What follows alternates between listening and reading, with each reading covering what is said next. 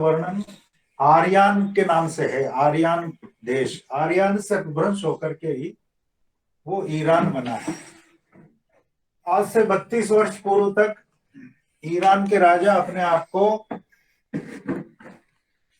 वो आर्यों की संतान कहते थे।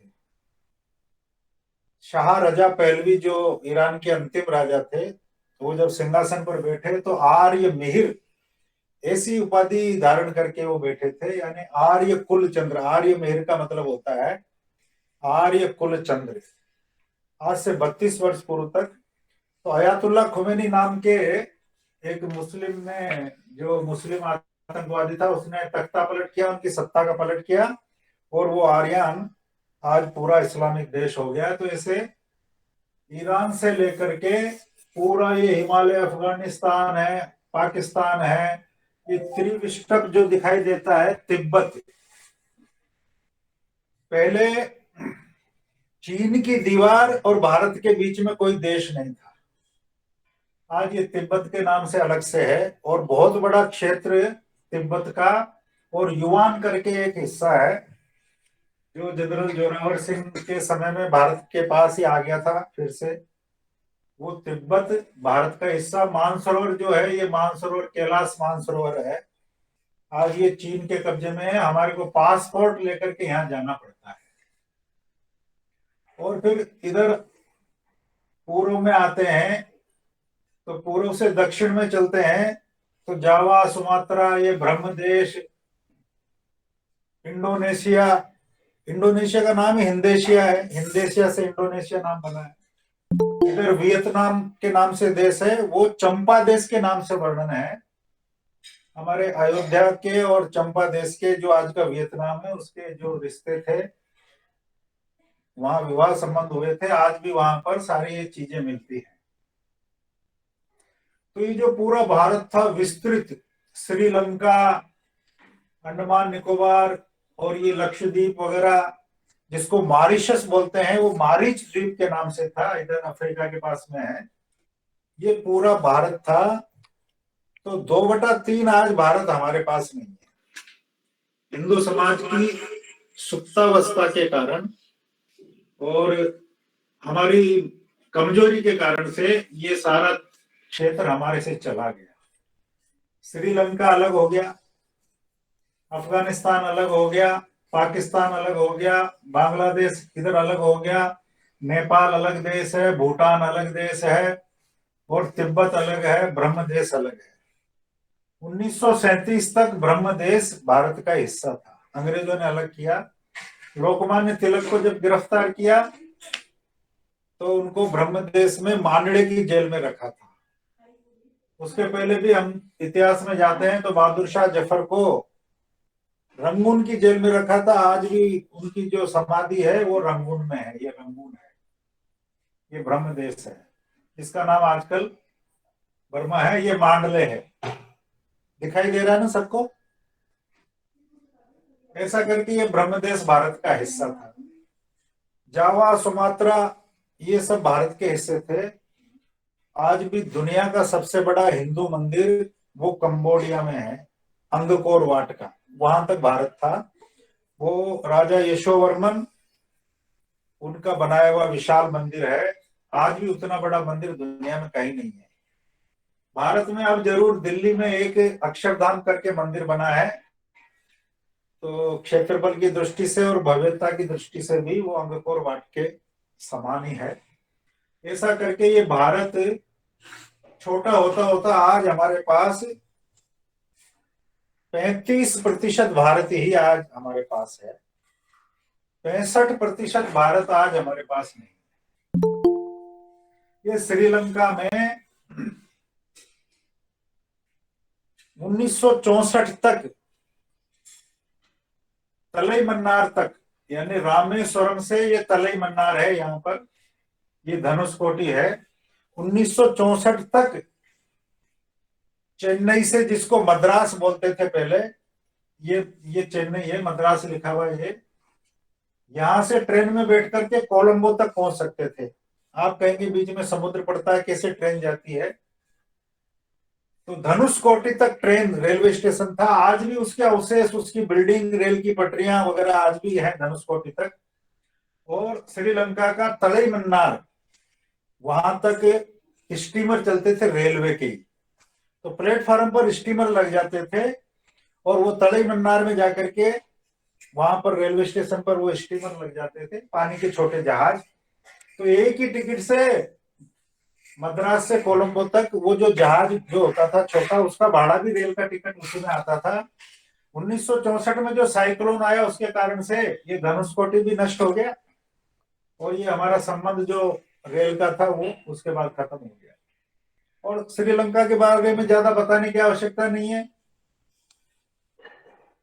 लंका का जब लंका विजय की भगवान ने, तो विभीषण को राजा बना करके आए और वहां भी भगवान रामचंद्र जी के, हनुमान जी के, इनके बड़े बड़े मंदिर हैं। ये अनुराधापुर है, ये श्रीलंका की राजधानी कोलंबो है। ऐसा करके ये हिंदू क्षेत्र ही है। आज भी श्रीलंका में हिंदू संस्कृति ही 100% दिखाई देती है। अफगानिस्तान का मैंने बताया, ये क्वेटा बलोचिस्तान है। ये क्वेटा बलोचिस्तान, इसको फ्रंटियर बोलते हैं। एक ट्रेन चलती थी, उसका नाम फ्रंटियर मेल था। आज उसका नाम स्वर्ण मंदिर मेल है, क्योंकि वो अमृतसर तक ही जाती है। पहले वो सीमा प्रांत फ्रंटियर तक जाती थी, इस कारण से उसका नाम फ्रंटियर मेल था। तो वहां तक भारत था। अफगानिस्तान का मैंने बताया, ये जो कंधार है उसका नाम पहले गांधार था। महाराज धृतराष्ट्र की ससुराल थी, उनकी ससुराल गांधार में थी, इसलिए वो गांधारी कहलाती थी। और काबुल का वर्णन बप्पा रावल के समय का है।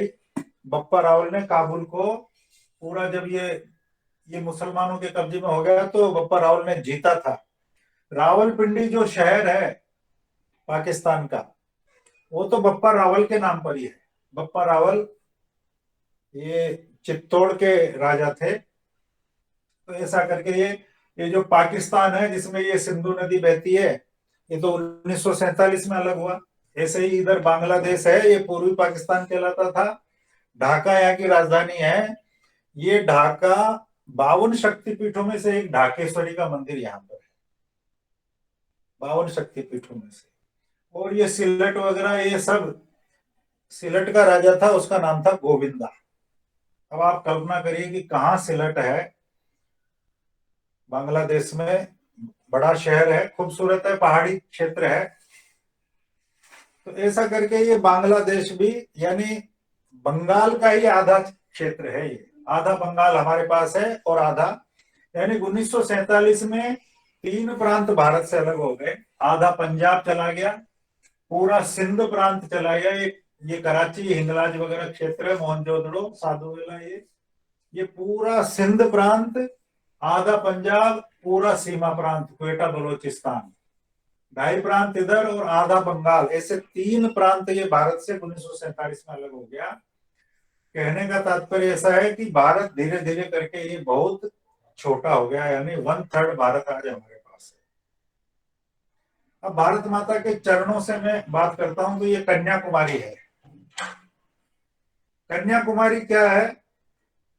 सती माता ने, यानी पार्वती जी से भी पहले जब सती के रूप में शंकर को ब्याही थी, तो शंकर भगवान को प्राप्त करने के लिए यहाँ कन्याकुमारी में सती माता ने हजारों वर्ष तक एक पैर पर खड़े होकर के तपस्या की थी भगवान को प्राप्त करने के लिए। आज भी ये कन्याकुमारी के पास समुद्र में एक शिला है, उस शिला के ऊपर वो खड़ी होकर के तपस्या की थी, तो उनके चरण के निशान है। वहीं पर संघ की प्रेरणा से विवेकानंद शिला स्मारक बना हुआ है। तो वो जो भगवती के चरण है, उनको वहां पर जाल लगा करके सुरक्षित किया गया है। ये भारत की सीमाएं हमारे को दिखती है, 3 और समुद्र है भारत के, यानी पूर्व में गंगा सागर है, पश्चिम में सिंधु सागर है। सिंधु सागर का नाम वामपंथियों ने अरब सागर कर दिया और गंगा सागर का नाम बंगाल की खाड़ी कर दी, जबकि उसका पुराने उसमें, क्योंकि ये गंगा नदी आकर के, ये गंगा सागर तीर्थ भी है, कपिल तीर्थ जिसको बोलते हैं, तो गंगा के कारण से गंगा सागर है, और ये सिंधु नदी यहाँ पर आती है, उसके कारण से ये सिंधु सागर है। और ये हिंदू महासागर है नीचे का पूरा, ये हिंदू महासागर है। ऐसे तीन और समुद्री सीमा है, और उत्तर दिशा में पूरा पूर्व पश्चिम ये हिमालय भारत की सीमा है। ये जो तिब्बत है, जैसा मैंने पूर्व में बताया, मानसरोवर है, ये सब भारत के अंग थे, आज हमारे पास नहीं है।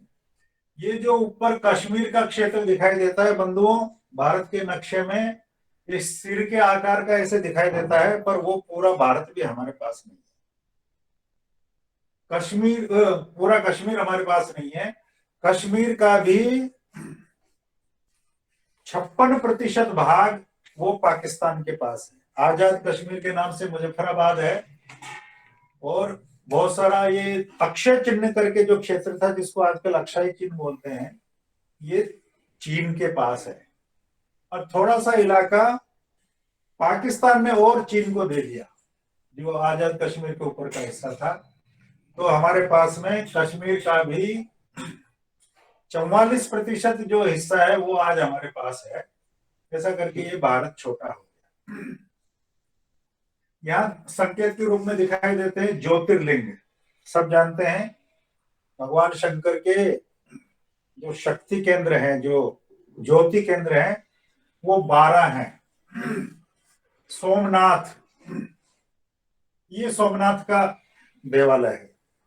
हम सब जानते हैं 17 बार इसको आतताइयों ने तोड़ा, मुस्लिमों ने इसको तोड़ा, और आखिर में सरदार पटेल, उनकी हिम्मत से ये वर्तमान का सोमनाथ का मंदिर, सरदार पटेल ने कहा था कि जैसा पुराणों में वर्णन है कि पूरा सोने का मंदिर था, वैसा का वैसा ही सोने का मंदिर बनाएंगे। तो आप में से जो लोग गए होंगे वो देखेंगे, फिर से ये मंदिर अंदर के हिस्से में तो इसमें सब में सोना चढ़ा दिया गया है, अब धीरे धीरे बाहर भी इस पर सोना चढ़ाया जाएगा।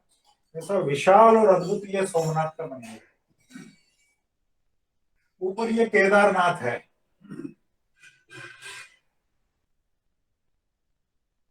केदारनाथ, ये हरिद्वार, ये केदारनाथ है। यहाँ पर ये केदारनाथ का मंदिर है। ये भी 12 ज्योतिर्लिंगों में से एक है। फिर महाराष्ट्र में ये भीमा नदी के पास ये भीमा शंकर है, ये भी ज्योतिर्लिंग है। जैसे कि ऐसे ही ये कुर्नूल के पास में श्री शैलम करके ये ज्योतिर्लिंग है। ऐसे झारखंड में और इस क्षेत्र में ये वैद्यनाथ धाम है। ऐसे ये 12 ज्योतिर्लिंग है। चारों दिशाओं में 4 धाम है हमारे। ये द्वारिका धाम है गुजरात में, ये पश्चिम में हो गया। उत्तर में बद्रीनाथ है, और दक्षिण में रामेश्वरम है, और पूर्व में ये जगन्नाथपुरी है। इन 4 धामों के साथ ही शंकराचार्य जी ने 4 मठ स्थापित किए। जगन्नाथपुरी में गोवर्धन मठ, द्वारका में शारदा मठ, बद्रीनाथ में ज्योतिर्मठ, और दक्षिण में श्रृंगेरी का, ये श्रृंगेरी का मठ है। ऐसा करके चारों दिशाओं में शंकराचार्य जी ने ये 4 मठों की स्थापना करी। भारत की पवित्र नदियां हैं। देखिए, ये सिंधु नदी है, ये कैलाश मानसरोवर से निकली है। ये जो नीली रेखा दिखाई दे रही है, ये ऐसे सिंधु नदी कैलाश मानसरोवर से चल करके लेह शहर में, ये सिंधु नदी, तो जो सिंधु दर्शन यात्रा है वो लेह में होती है, क्योंकि पाकिस्तान के क्षेत्र में जो सिंधु नदी है वहां पर हमारा जाना नहीं होता, इसलिए सिंधु दर्शन के लिए लेह शहर में आप जाते हैं। तो लेह से फिर ये ऐसे सिंधु नदी, ये सिंधु नदी ऐसे आकर के कराची के पास समुद्र में मिल जाती है। दूसरी इस कैलाश मानसरोवर से निकलने वाली नदी है, उसका नाम है ब्रह्मपुत्र। ये जो नीली रेखा है मेरी छड़ी के साथ साथ दिखाई दे रही होगी, ये ऐसे परशुराम कुंड करके जगह है, वहां पर भारत में प्रवेश करती है, तीर्थ है वो अपना, वहां परशुराम कुंड से अरुणाचल प्रदेश से आसाम से आकर के, और फिर ये ऐसे आसाम के क्षेत्र गुवाहाटी से होकर के, और ये ऐसे गंगा के पास ये बांग्लादेश में आकर के ये और समुद्र में मिल जाती है। ये भी विशाल नदी है, सिंधु और ब्रह्मपुत्र दोनों। ये गंगा नदी है। गोमुख करके हिमालय में जगह है, उसके बाद गंगोत्री, और गंगोत्री से ये चल करके केरी गढ़वाल होकर के ये गंगा नदी, ये पूरी गंगा नदी है। ऐसे पटना होकर के, ये काशी वाराणसी होकर के और पटना होकर के ये गंगा नदी बंगाल में कलकत्ता के पास हुगली नाम हो जाता है उसका, और फिर वो गंगा सागर ये जगह है, यहाँ पर समुद्र में मिलती है। ये यमुना नदी है। यमुनोत्री जो हिम शिखर है, हिमखंड है, वहां से निकलती है ये यमुना नदी। और ऐसे ये यमुना मथुरा के पास आकर के, और फिर ये प्रयागराज में जाकर के गंगा में मिल जाती है, और आगे जाकर के ये गंगा हो जाती है। ये जो नीली जो मेरी छड़ी पर दिखाई दे रही है, ये अमरकंटक से निकली हुई ये मध्य की गंगा है। इसको रेवा बोलते हैं, नर्मदा जी बोलते हैं इसको। गंगा में स्नान का महत्व है, और नर्मदा तो केवल दर्शन मात्र से ही तार देती है, ऐसा शास्त्रों में लिखा है। ये अमरकंटक से निकली है। अमरकंटक से 3 नदियों का उद्गम है, सोन, जोजिला और रेवा, नर्मदा जी। ये नर्मदा नदी ऐसे जबलपुर और महेश्वर ऐसे, और ये भृगु कच्छ करके जगह है जिसको आजकल भरूच के नाम से जानते हैं गुजरात में। ये भृगु कच्छ में यहाँ ये समुद्र में मिल जाती है। नीचे ये गोदावरी नदी है, देखिए मेरी छड़ी के पास में ये जगह है त्र्यंबकेश्वर। ये त्र्यंबकेश्वर भी शंकर भगवान का देवालय है, वहां से ये गोदावरी नदी निकली है। नासिक भगवान पंचवटी पर रहे थे ना, यहाँ पर ये गोदावरी नदी है। ये देखिए एकदम से ऐसे महाराष्ट्र में ये सह्याद्री की जो पर्वतमाला है वहां से निकलती है, यानी पश्चिम से चलती है, और पूर्व में ये गोदावरी यहाँ विशाल हो जाती है समुद्र की तरह, और ये यहाँ पर काकीनाडा मछलीपट्टनम के पास में, और ये समुद्र में मिल जाती है। ये भीमा नदी है, जो भीमशंकर मैंने बताया था ज्योतिर्लिंग है वहां से। और ये कृष्णा नदी है। कृष्णा नदी ये भी इन्हीं सह्याद्री पर्वत से निकलती है। ये कृष्णा नदी है, और ये भी आंध्र प्रदेश में कृष्णा नदी विशाखापट्टनम के नीचे जाकर के, विशाखापट्टनम के पास, और ये समुद्र में मिलती है। और ये कावेरी नदी है। ये कावेरी है, देखिए लिखा भी है यहाँ कावेरी नदी। ये कर्नाटक प्रांत में तल कावेरी करके एक जगह है।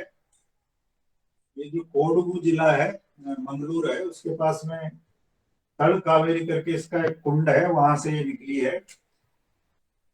और ये फिर ऐसे पूर्व दिशा में चलती हुई ये कावेरी नदी कुंभकोणम के पास में, कुंभकोणम के पास में ये समुद्र में मिल जाती है। ऐसे प्रमुख नदियां हैं भारत की।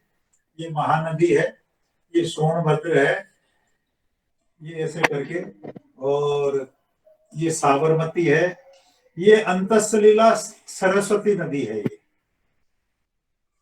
इसकी भी अपना जो इतिहास संकलन विभाग है उसने खोज की है। ऐसे ही प्रमुख पर्वत शिखर है हिमालय का, मैंने बताया ही सही है। ये हिमालय है, ये अरावली पर्वत है, ये सह्याद्री है, ये मलय पर्वत है, ये महेंद्र पर्वत है, ये विंध्याचल पर्वत है। ये ऐसे हमारे यहाँ पर्वत है। ऐसा भारत में कई प्रांतों की रचना है। उसमें नीचे ये तमिलनाडु प्रांत है, ये इधर ये केरल प्रांत है। केरल की ये तिरुवनंतपुरम राजधानी है। ये जो तमिलनाडु है उसकी राजधानी ये चेन्नई है, मद्रास लिखा हुआ है यहाँ पर, आजकल इसका नाम चेन्नई हो गया है।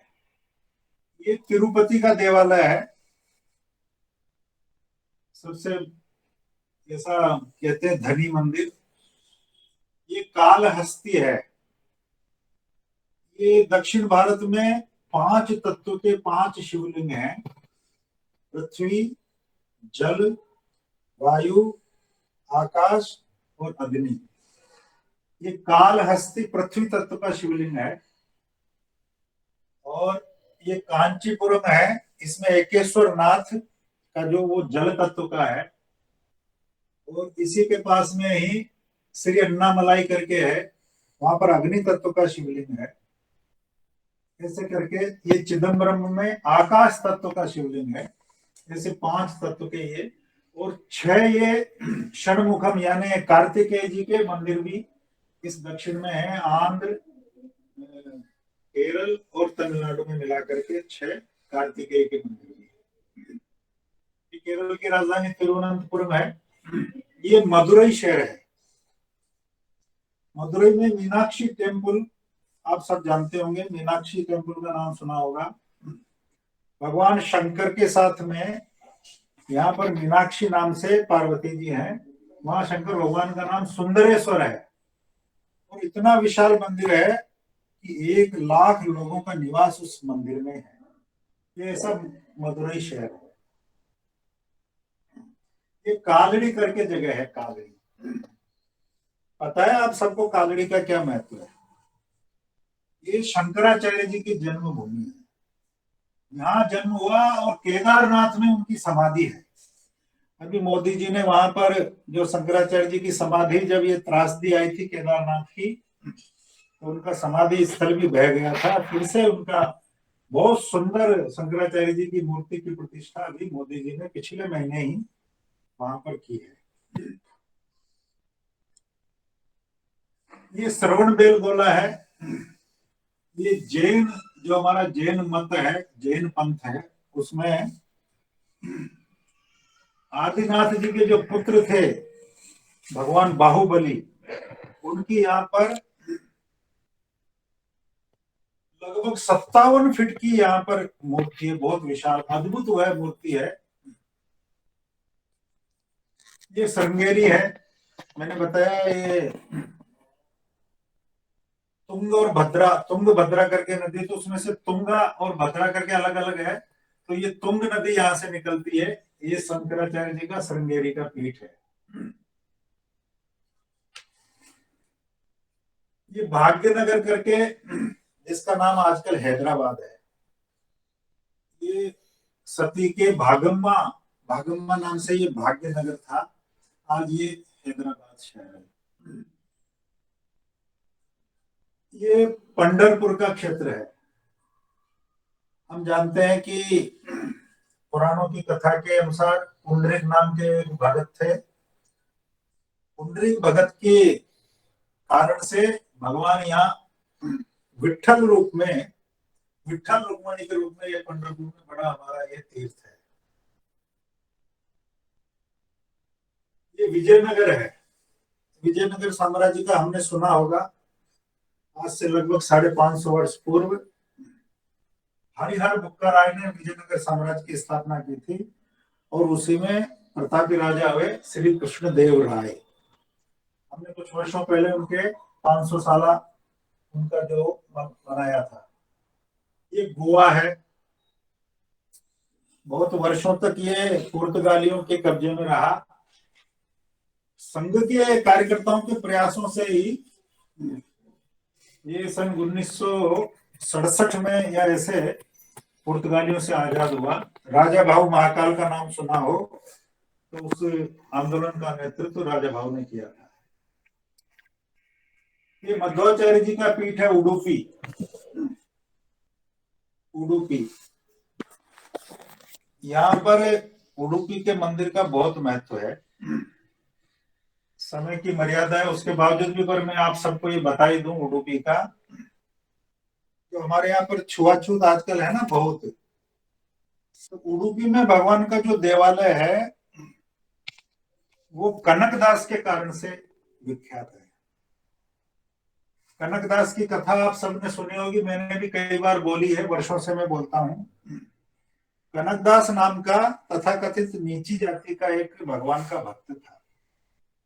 वो कवि भी थे कनकदास। रोज एक पद भगवान की स्तुति का बनाते थे। और ये जो उडुपी का देवालय है, वहां भगवान कृष्ण का मंदिर है, भगवान कृष्ण की मूर्ति है। तो वो एक पद जाकर के एक तारे पर सुनाते थे। सब ध्यान से सुनिए मेरी इस बात को। तो पुजारी उनको तथाकथित नीची जाति का होने के कारण मंदिर में नहीं जाने देते थे। तो वो बाहर जो सिंह द्वार होता है, वहीं से ही वो भगवान को पद सुना करके और प्रणाम करके चले जाते थे। एक दिन जब वो ऐसे मंदिर के सिंह द्वार पर खड़े होकर के भगवान की स्तुति गा रहे थे एक तारे पर, वहां भी पुजारी ने दूर से चिल्ला के कहा, हे कनकदास, आ जाते हो, तुम भागो यहां से। ऐसा करके उनको भगा दिया सिंह द्वार से भी। तो कनकदास उस मंदिर की दीवार के साथ साथ ऐसे आंख बंद करके और चलते रहे और कहा, अरे मेरे से आज क्या गलती हो गई। भगवान को कहने लगे, मेरे से आज क्या गलती हो गई कि जो मुझे दूर से भी दर्शन नहीं देता है। तो वो चलते चलते मंदिर के पीछे गए तो आकाशवाणी हुई, अरे कनकदास, मैं तेरे साथ ऐसा व्यवहार कर सकता हूं क्या? तू आंख खोल, मैं तेरे सामने खड़ा हूं। तो कनकदास ने आंख खोली तो जो मंदिर की मूर्ति ऐसे दर्शन देती थी, मतलब सिंहद्वार की तरफ, वो ऐसे हो गई। यानी उसने कनकदास की ओर जो पीछे खिड़की थी उधर मुख कर लिया। तो आज भी वो कनक किंदी के बोलते हैं उसको, कनकदास की खिड़की। यानी भगवान की मूर्ति ने पीछे मुंह कर लिया, उसी खिड़की से ही सबको दर्शन करना पड़ता है। ऐसा ये हमारा सामाजिक समरसता का ये तीर्थ उडुपी का देवालय, मध्वाचार्य जी का प्रधान पीठ भी यहाँ पर है। ये विशाखापट्टनम शहर है। इस विशाखापट्टनम शहर के पास में श्री काकुलम है। आज उत्तर भारत में या अपने राजस्थान प्रांत में तो ऐसे देवालयों का दर्शन नहीं होता है। यहाँ सिंहाचलम करके विशाखापट्टनम में भगवान का नरसिंह रूप का देवालय है। जैसे तिरुपति का मंदिर है, वैसे की वैसे दूसरे नंबर का ये मंदिर है। 12 वर्ष तक उग्र नरसिंह रूप में भगवान है, इसलिए उनको चंदन का लेप किया जाता है। रोज 3 बार चंदन का लेप होता है। वो लेप होते होते 12 वर्ष तक एक शिवलिंग की तरह हो जाता है। 12 वर्ष के बाद वो चोला हटाते हैं और फिर भगवान की जो दिव्य मूर्ति है उसका दर्शन होता है। ऐसा ये विशाल मंदिर है। इसी के पास श्री काकुलम के पास में भगवान का जो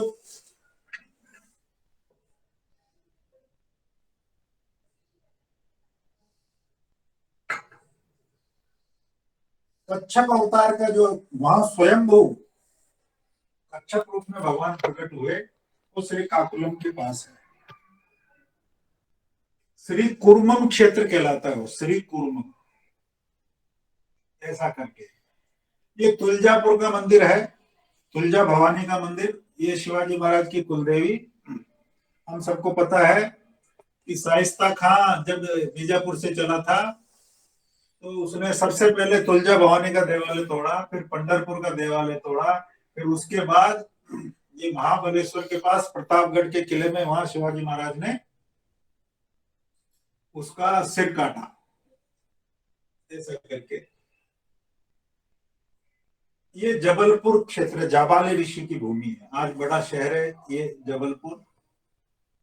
ये भिलाई है, ये औद्योगिक केंद्र है। ये अमरावती है, ये नागपुर है, जहाँ हम सबको पता है हम संघ के कार्यकर्ता हैं। नागपुर में ही संघ का प्रारंभ हुआ। इसी के पास ये रामटेक है, ये पूजनीय गुरु जी की जन्मभूमि है। रामटेक जो संघ के द्वितीय सरसंघ चालक है। ये पचमढ़ी है। सतपुड़ा जो पर्वत श्रृंखला है उसमें ये इसको ये हिल स्टेशन कहलाता है, बहुत ही सुंदर है।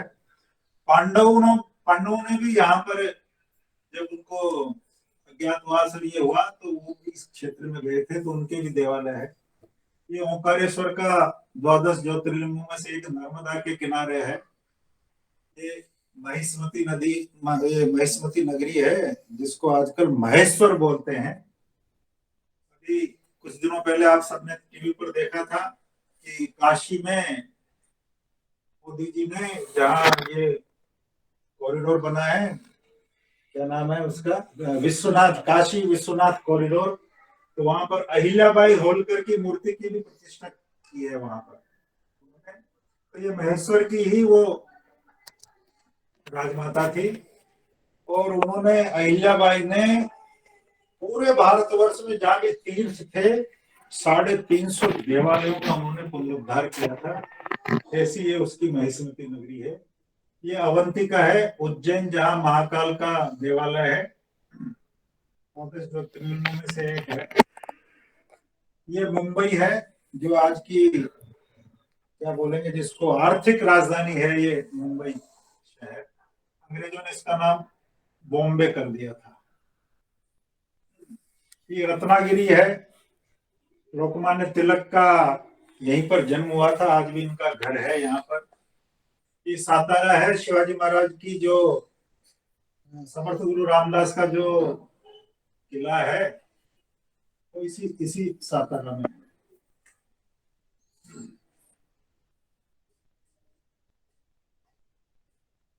ये देवगिरी है, ये अजंता एलोरा की गुफाएं हैं। यहाँ भी हमारी भारतीय संस्कृति, ये जो एलोरा का जो क्षेत्र है, यहाँ भी दुनिया का अद्भुत कैलाशनाथ मंदिर, यानी एक ही पर्वत को ऊपर से काट करके बनाया हुआ है, दुनिया का अद्भुत मंदिर है। ये पूरा गुजरात क्षेत्र है। ये कर्णावती है, जिसका नाम अहमद शाह के कारण से अहमदाबाद उसने कर दिया था। ये महाराजा कर्णदेव की भूमि है। ये रेवतक पर्वत है, रेवतक पर्वत में ही जूनागढ़ करके, रेवतक पर्वत की सबसे उच्च शिखर श्रेणी है।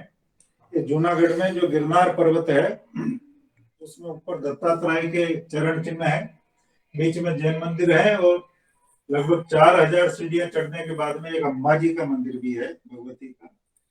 11,000 सीढ़ियां चढ़ने के बाद में दत्तात्रेय जी की चरण पादुका आती है। ये पोरबंदर है, गांधी जी का यहाँ पर जन्म हुआ था, और ये सुदामा की भूमि भी है। ये कच्छ का रण है।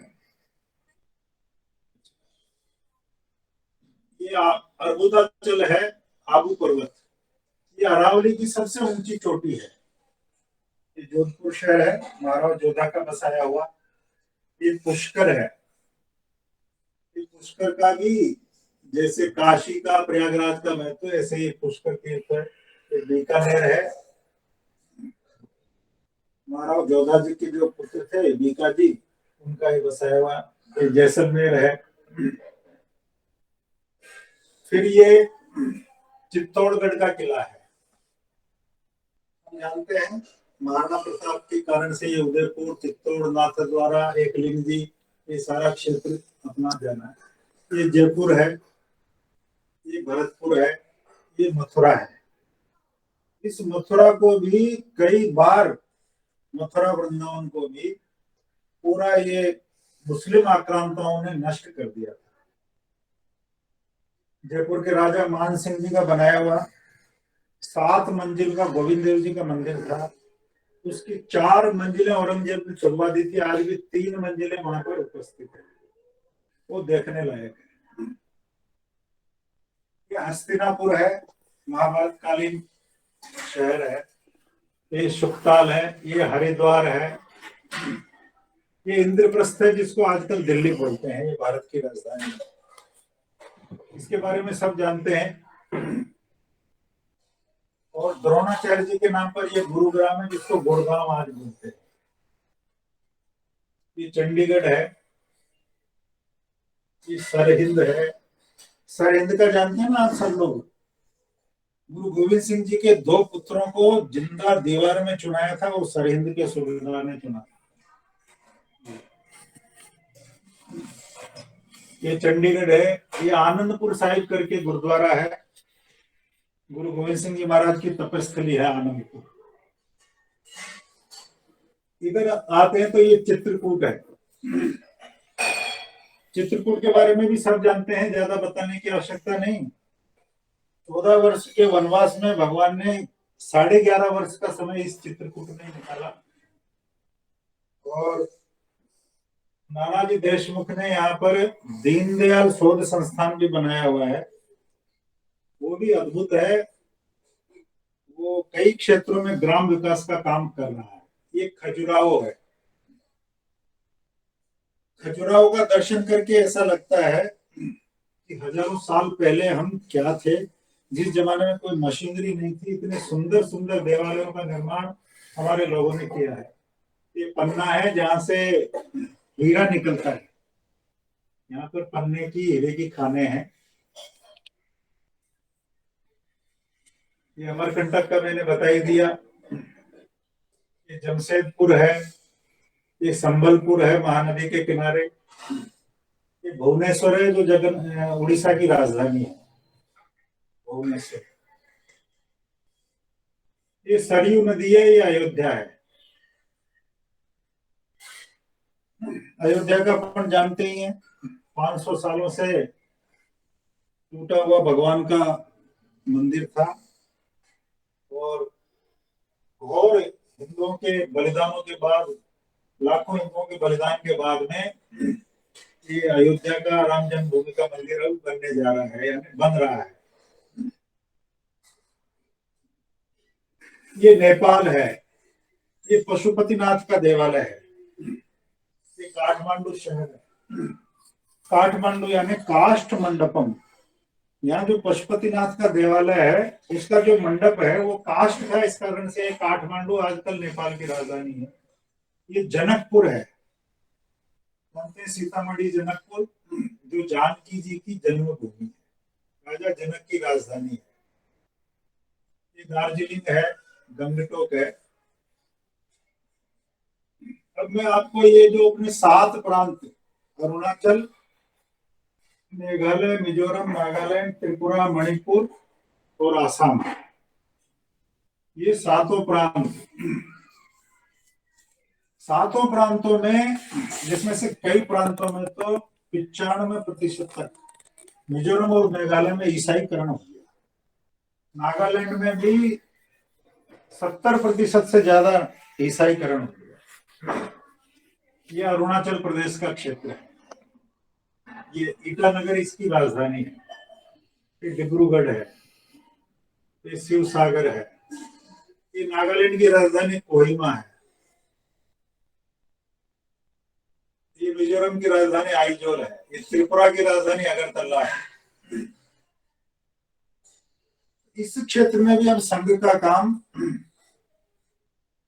संघ के अथक प्रयासों के बाद, घोर बलिदानों के बाद, हम सबको पता है त्रिपुरा में हमारे 4 संघ के वरिष्ठ कार्यकर्ताओं का अपहरण हुआ और उनकी हत्या की गई। और अब आज त्रिपुरा में इतना संघ का काम है कि हम सब जानते हैं कि वहां पर हमारे हिंदू विचारों की सरकारें बनी है। और अरुणाचल में तो संघ का एक अनुषंगिक संगठन है, उसका नाम है विवेकानंद केंद्र। उसका मुख्यालय कन्याकुमारी में है, विवेकानंद शिला स्मारक के पास। यहाँ कन्याकुमारी से, और ये जो ईटानगर अरुणाचल का क्षेत्र है, विवेकानंद केंद्र के सेवा कार्यों के कारण से लगभग 29 जो बोलियां अरुणाचल प्रदेश की छोटी छोटी जातियों की बोलियां थी, उन सबकी संपर्क भाषा हिंदी हो गई है विवेकानंद केंद्र के सेवा कार्यों के कारण से। ऐसा यह अरुणाचल, अब संघ का काम यहाँ भी बहुत अच्छा है। ऐसा करके मैंने मोटी मोटी जानकारी आप सबको बताई है। जैसा मैंने पूर्व में बताया, भारत माता का वर्णन सहस्त्र मुखों से सहस्त्रों वर्षों तक भी नहीं हो सकता। अपने संघ के एक पुराने कार्यकर्ता विद्यानंद शहनाई तो ऐसे 7-7 दिन के सत्र लेते थे, 1.5 घंटे का एक सत्र लेते थे। उसमें रामायण कालीन भारत, तो अयोध्या से लेकर के और रामेश्वरम तक का पूरा भगवान का जो जो क्षेत्र रहा, जहां जहां वो गए, उस क्षेत्र का 7 दिन तक वर्णन करते थे, महाभारत कालीन वर्णन। महाभारत काल के जितने भी राज्यवंश हुए हैं, जो जो खास खास तीर्थ रहे हैं, उन सबका, उसके संतों का, समय की मर्यादा के कारण मैंने बहुत सारे संतों का तो वर्णन ही नहीं किया। ऐसे वो ऐसे बोलते थे लगातार, प्राचीन भारत, अर्वाचीन भारत, ऐसा करके। तो ये ऐसा विषय है, इसकी गहराई में जितना जाएंगे उतना खोजते चले जाएंगे, उतना प्राप्त होता चला जाएगा। आजकल तो मोबाइल में, गूगल पर सारा उपलब्ध है। तो मेरा निवेदन है, इस भारत माता को जानने के लिए बिना जाने प्रतीति नहीं होती। जैसे बच्चा माँ को जानता है ना, तो मौसी की गोद में होता है तो माँ की तरफ वो झुकता है। मौसी यानी माँ जैसी, तो माँ जैसी को छोड़ करके माँ की गोद में, क्योंकि माँ की वो खौफ को जानता है। तो हम सब भारत माता के पुत्र हैं। इस भारत माता को जितना जानेंगे उतना ही हमारे में देश प्रेम का, भारत माता के प्रति भक्ति भाव होगा। इससे संबंधित 15 मिनट का समय है। जो कुछ आप पूछना चाहें, इससे संबंधित कुछ आपको और जानकारी चाहिए तो वो पूछ सकते हैं। बाकी का मैं आप अजय जी को देता हूँ, वो आपके साथ संवाद करेंगे। कुछ आप पूछेंगे तो फिर मैं बताऊंगा।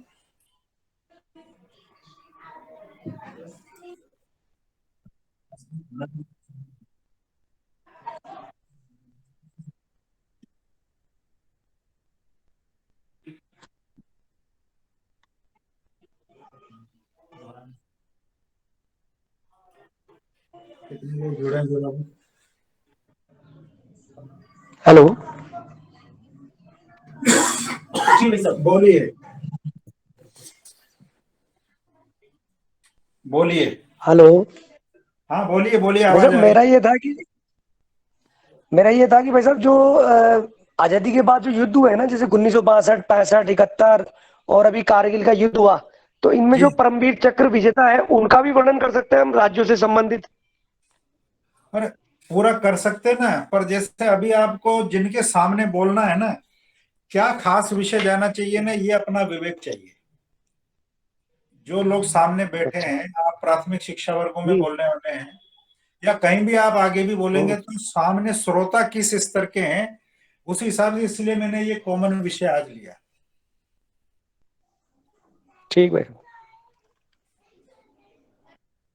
और कोई प्रश्न?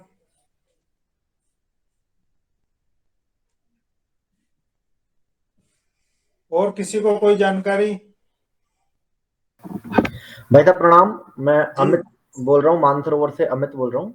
हाँ बोलिए अमित जी। तो भाई साहब मैं कह रहा था कि जैसे जो जो क्योंकि प्राथमिक, जैसे अभी भी आपके पास भी काफी लिमिटेड समय था, तो प्राथमिक वर्ग में भी हमको, हमारे पास लगभग 40 मिनट 45 मिनट का समय रहेगा।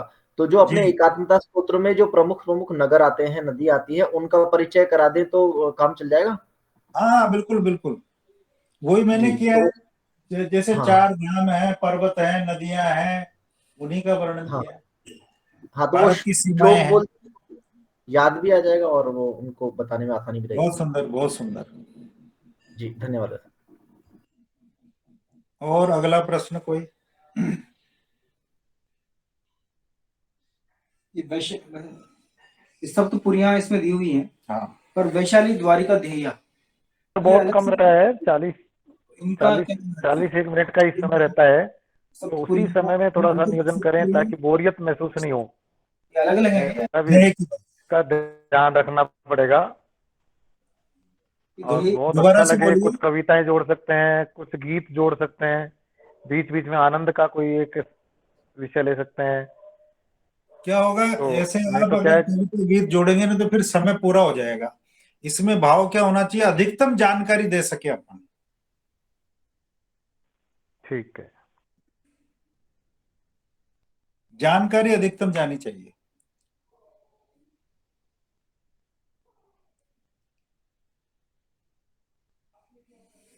और कोई?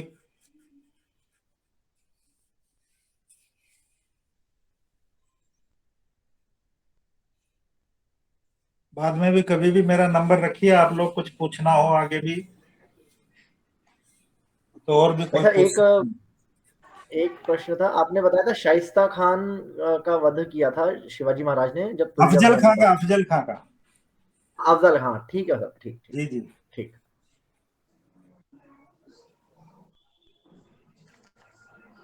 और एक भाई साहब ये था कि हम ये प्राचीन वर्णन के साथ साथ हम जो हमारे संघ के जो प्रचारक रहे हैं राज्यों से संबंधित, उनका भी परिचय और वर्णन कर सकते हैं। हाँ, क्यों नहीं कर सकते हैं, पर वो देखना चाहिए ना सामने कि भाई उनको कितना बताना, कोई खास ऐसा है विशेष तो बताना चाहिए।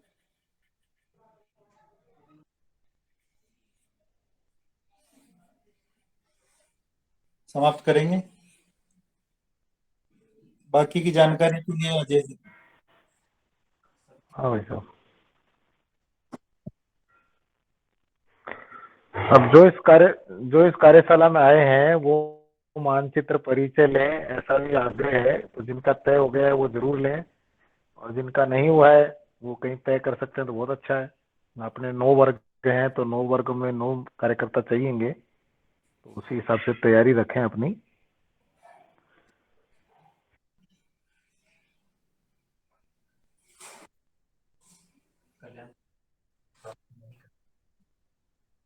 सर्वे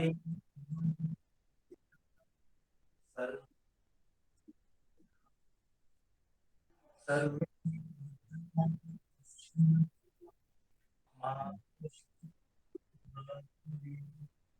ओम शांति।